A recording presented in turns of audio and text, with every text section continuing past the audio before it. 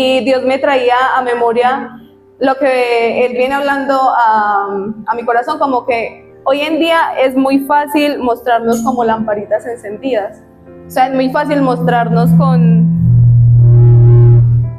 talentos, con dones, con ministerios, con plataformas. Es muy fácil mostrar eso. O sea, es muy fácil aprendernos un protocolo de cómo se abre un culto, de cómo tengo que orar por las ofrendas, de cómo es la canción, va una canción, otra. O sea, eso es muy fácil. Mostrarnos como lamparitas encendidas, mostrarnos como que todo realmente está bien. Pero Jesús nos enseña que en su reino no es la lámpara lo que marca la diferencia, sino el aceite que contiene. El aceite no responde a mi talento, el aceite responde a mi intimidad. O sea, el cielo responde a mi intimidad, el cielo no responde al talento que yo tengo, porque aún las personas que no tienen a Dios, Dios les dio un talento, Dios les dio un don. Entonces el cielo responde es a mi aceite, es a mi intimidad con Él. O sea, Dios no responde a si canto lindo, Él responde a la intimidad que yo tengo con Él, porque ahí en esa intimidad es donde Él me conoce. Y hoy quiero hablarles del tipo de cristiano que Dios reconoce, no por lo que hace, sino por lo que porta. Y el primer punto es, todas tenían lámpara, pero no todas tenían aceite. Y lo vemos en Mateo versículo 25. Y leemos bajo la autoridad del Padre, del Hijo y con la revelación del Espíritu Santo. Amén. Y dice, entonces el reino de los cielos será semejante a 10 vírgenes que tomando sus lámparas salieron a recibir al esposo. 5 de ellas eran prudentes y 5 insensatas.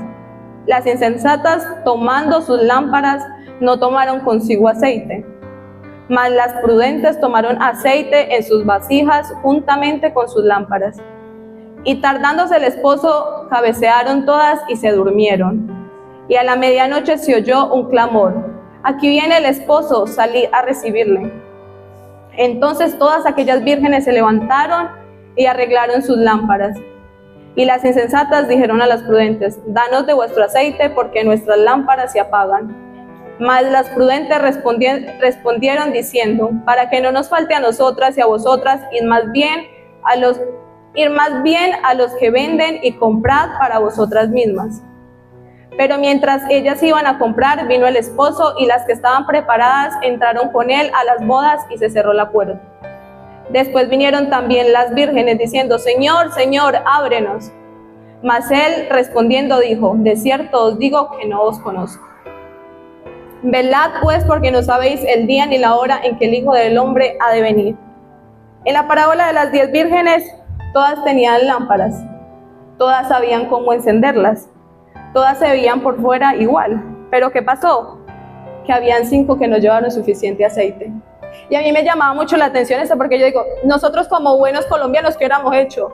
Jugamos piedra, papel o tijera y va una por el aceite de todas. No, o sea, ¿para qué vamos a ir 5 si necesitamos aceite? Va una y trae el de todas. Y yo decía, ¿cómo Dios nos deja tan claro que el aceite es individual? La unción es individual. O sea, son 5 que se quedaron sin aceite y fueron 5 que fueron a buscar su aceite. Entonces yo decía, ¿por qué una no fue por el aceite de todas? Hubieran hecho algo y una iba y así solo una se demoraba y las otras las esperaban así. Y ahí Dios me decía, claro, es que el aceite tipifica la intimidad, el aceite tipifica la santidad. Entonces, si iban todas, o sea, si cada una tenía que ir a buscar lo suyo, porque la lámpara representa lo que se ve, talentos, servicios, dones, pero el aceite representa lo que no se ve, la obediencia, la oración, la santidad y la búsqueda. Entonces nadie puede orar, o sea, muy bien, los pastores siempre oran por su pueblo, los pastores siempre oran por su iglesia, los pastores nos ministran, pero no podemos vivir de una administración. No podemos vivir de una oración porque la intimidad es individual. Él dice, cerrad la puerta. O sea, él nos llamaba acá, o sea, cuando Moisés subía al monte, él subía solo, él no subía con nadie más. Cuando Dios habla de mi intimidad, aún habla de mi intimidad fuera de mi esposo, porque es él y yo. Yo tengo que ir a buscar mi propio aceite, yo tengo que ir a buscar mi propia recarga en su presencia. Porque dice, muchos muestran la lámpara, pero pocos pagan el precio del aceite. Y lo que más me llamaba la atención es que Dios no unge lámparas vacías. Muchas veces queremos unción, muchas veces queremos presencia, pero ¿qué hay en mí? ¿Qué le estoy dando a Dios para que Él venga a ungirme? ¿Qué disposición hay en mi corazón para decirle al Padre, aquí estoy, tengo poco, pero aquí estoy? Y que Él unja eso que hay en mí, pero muchas veces simplemente, como mi mamá me decía, yo mamá, no soy capaz de orar, no siento la presencia de Dios, dice, ahí viene mi chupa unción. Mamá, enciéndeme, no sé qué, estoy orando, pero no siento, hace mucho no hablo en lenguas, ore por mí. Y ella me decía, hay un momento en que la voy a soltar porque necesito que usted no dependa de mí, sino de Dios. Que no sea yo quien la encienda, sino que usted sepa buscar, esperar y esperar que el Padre la llene, porque muchas veces nos volvemos que vamos a orar, pero simplemente vamos a decirle, Señor, lléname, ayúdame, pero nos quedamos esperando qué tiene el Padre para mí. No, estamos mirando la hora, ya tengo sueño, tengo que hacer la comida, tengo que hacer dormir el niño, y no esperamos ese tiempo de que mi oración sea mi deleite, que mi oración sea ese tiempo en que yo puedo esperar que el Padre llene mi lámpara, me unja, sino que vamos muy rápido por la vida y luego estamos buscando dónde hay campañas de avivamiento, dónde hay campañas de que me den unción, dónde hay campañas de que me aviven, cuando lo tenemos a Él, cuando tenemos su presencia. Y por ejemplo, vemos en el Antiguo Testamento que la gente oraba, pero ellos oraban sin el Espíritu Santo. Y aún así oraban, creyendo que algo iba a pasar. Y nosotros tenemos al Espíritu Santo y ignoramos. Y nosotros tenemos el Espíritu Santo que nos está esperando cada mañana, porque Él dice que yo duermo, pero Él no. Y hay un versículo que dice, cuando despierto aún está conmigo. Pero ¿qué hago cuando abro mis ojos? Miro el móvil. ¿Qué hago cuando abro mis ojos? Realmente lo primero que yo digo es, buenos días, Espíritu Santo. Aquí estoy como lámpara para que usted renueve mi aceite. Y el punto 2 no es el don, es la unción. Y lo vemos en Hechos, capítulo 5, versículo 15. Tanto que sacaban los enfermos a las calles y los ponían en camas y lechos para que al pasar Pedro, a lo menos su sombra cayese sobre alguno de ellos. Y aún de las ciudades vecinas muchos venían a Jerusalén trayendo enfermos y atormentados de espíritu inmundos, y todos eran sanados. Y en este versículo, o sea, hay una canción que dice que la sombra de Pedro sana a los enfermos, que es un corito de los que estamos viejitos. Y yo decía, o sea, hasta la sombra de Pedro sanaba a los enfermos. Y la canción dice, no era la sombra, ni tampoco Pedro, era porque Pedro tenía el espíritu del Nazareno. Entonces, imagínense lo hermoso que es que la unción que yo porte pueda cambiar atmósferas, pueda cambiar situaciones. Porque Dios me hablaba de que muchos sabemos provocar atmósferas, pero muy pocos provocan la atmósfera. O sea, muchos sabemos cómo llevar a la gente a adorar, levantar las manos, cerrar los ojos, vive lo que está cantando, pero muy pocas personas cuando llegan a un lugar cambian la atmósfera. Porque es que cuando tú portas al Espíritu Santo, cuando tú estás lleno de Él, solo con llegar algo tiene que pasar. Porque tú cargas al Espíritu Santo, porque Él está dentro de ti. Porque el Espíritu Santo, muchas veces sí, es hermoso tenerlo como un amigo, pero un amigo no está siempre. Es más hermoso tenerlo como mi sombra, que está siempre conmigo. Como siempre va dentro de mí, y como está dentro de mí, yo lo puedo impartir a otras personas.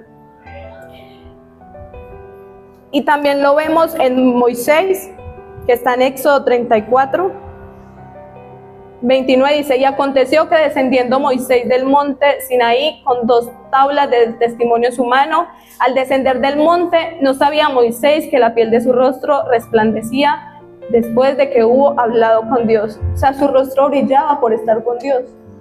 También vemos en Pablo dice en 1 Corintios 2:4, y ni palabras ni predicaciones fue con palabras persuasivas de humana sabiduría, sino con demostración del Espíritu y del poder. O sea, no era con palabras, no era con métodos que él convencía a la gente, sino con el poder del Espíritu Santo. Lo que portas pesa más que lo que haces. O sea, lo que yo porto, mi unción, eso pesa más que lo que hacemos. Y también lo vemos en el punto 3, que dicen, Dios no presume tu ministerio, Dios presume tu corazón, y lo vemos en Job 1:8. Y Jehová dijo a Satanás, ¿no has considerado a mi siervo Job, que no hay otro como él en la tierra, varón perfecto y recto, temeroso de Dios y apartado del mal? Dios no dijo, ¿no has visto el ministerio de Job? Dios no le dijo, ¿no has visto cómo predica, cómo canta? De hecho, en la Biblia no vemos Job qué hacía, qué ministerio tenía. Dios dijo, ¿no has visto a mi siervo Job? A Job no lo conocemos por un don, lo conocemos por su integridad.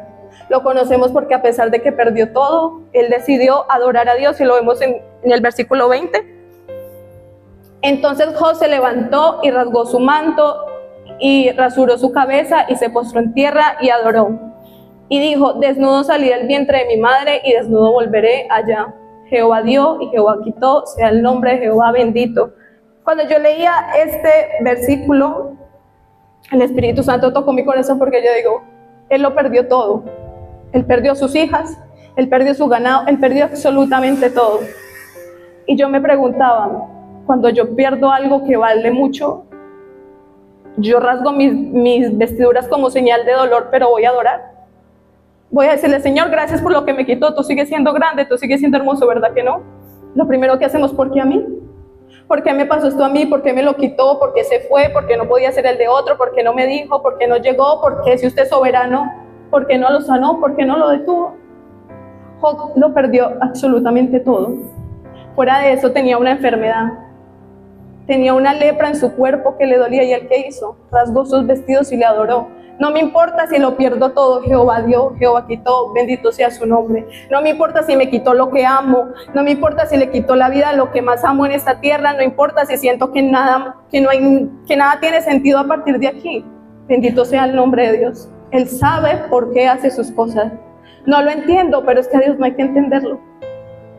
Porque si fuera para entenderlo, Él nos hubiera dejado la Biblia y hubiera dicho, hagan reuniones y debates de lo que yo dejé escrito. Obedézcame, sígame.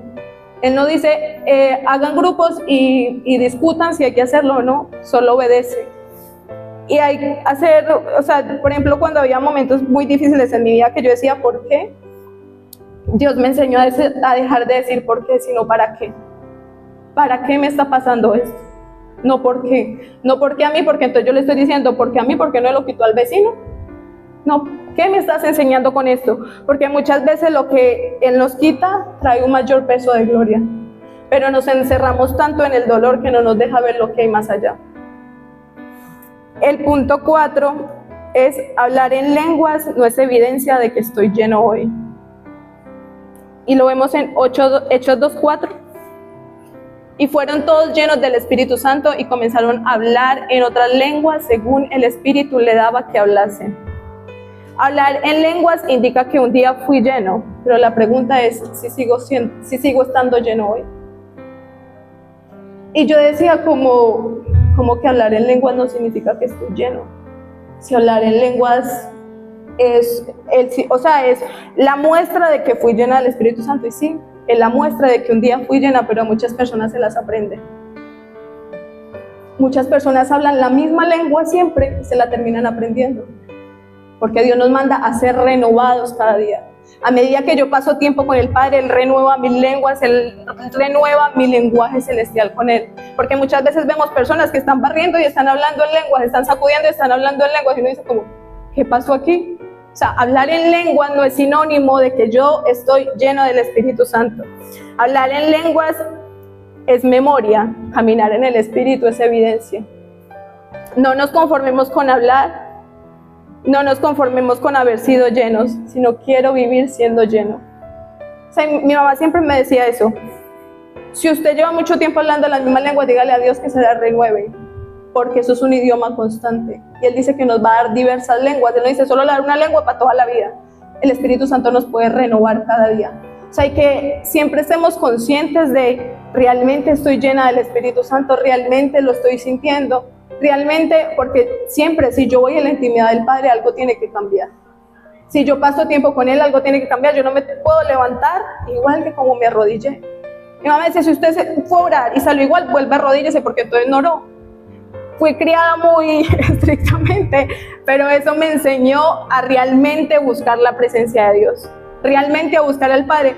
Mi mamá siempre decía esto, ¿qué pasa que no escucho las lenguas? Usted está orando y yo no la escucho en lenguas, ¿qué está pasando? Porque si usted está en intimidad con Dios, tiene que hablar su lenguaje especial con el Padre. Y hoy en día hemos dejado mucho eso de anhelar al Espíritu Santo.